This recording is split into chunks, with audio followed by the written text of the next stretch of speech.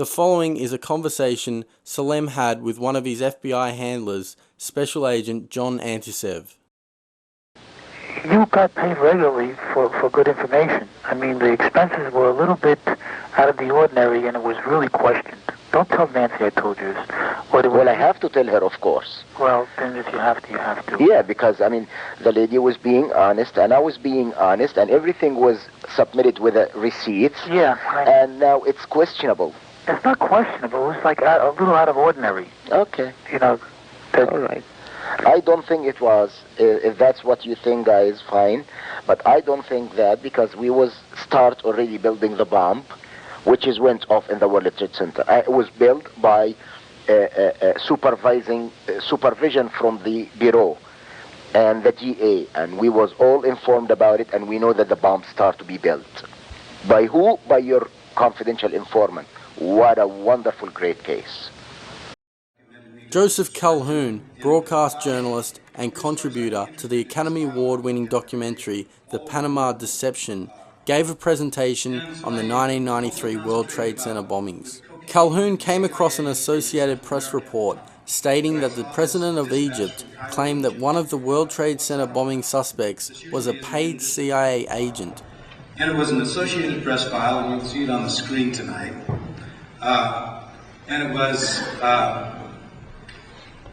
the President of Egypt, Hosni Mubarak, the basic gist of it, has claimed that Sheikh Abdul Rahman, who's been suspected in the World Trade Center bombing, is a paid CIA agent. I thought, wow, that is breaking news.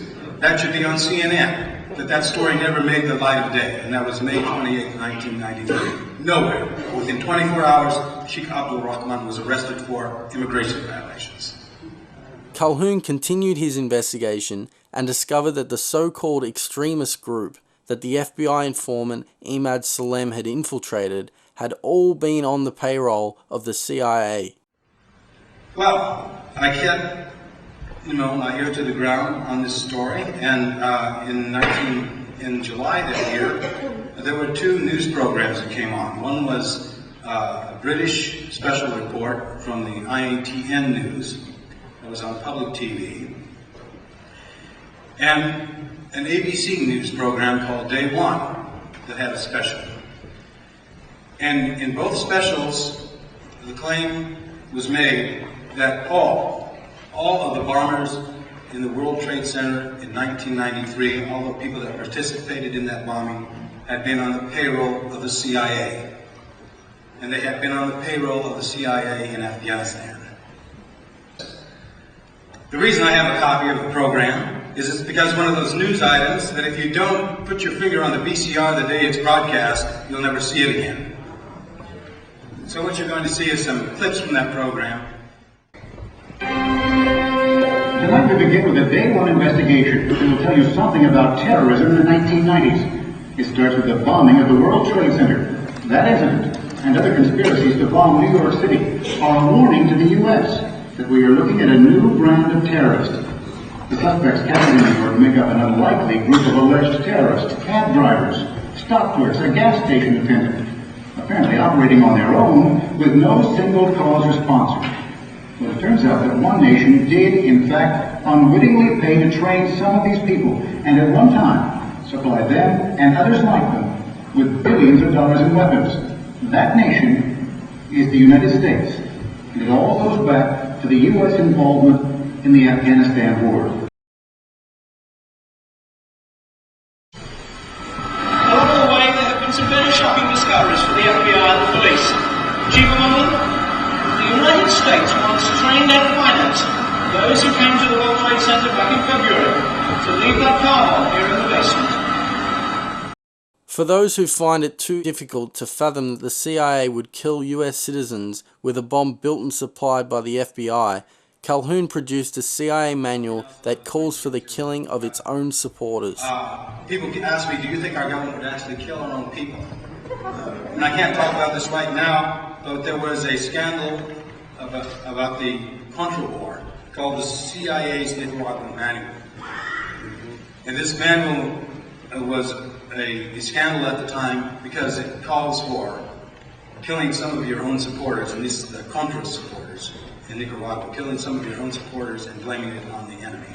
So it's actually, there's a written document that does instruct the killing of civilians for political propaganda.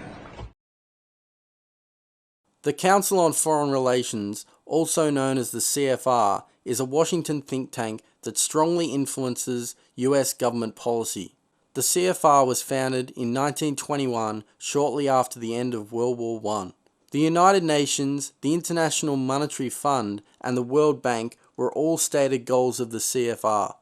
47 CFR members, including Nelson Rockefeller, attended the San Francisco meeting that drafted the Charter of the United Nations. Members include past presidents, secretaries of state, Pentagon and NATO military leaders, media owners, and Supreme Court justices. David Rockefeller, John Kerry, John Edwards, Colin Powell, Bill Clinton, Hillary Clinton, and Michelle Obama, Barack Obama's wife, are all members of the Council on Foreign Relations. Vice President Dick Cheney revealed he was a former director. It's good to be back at the Council on Foreign Relations. As Pete mentioned, I've been a member for a long time and was actually a director for some period of time. I never mentioned that when I was campaigning for re-election back home in Wyoming. Every CIA director since 1966 has been a member of the Council on Foreign Relations. On the 26th of March 2002, 7 months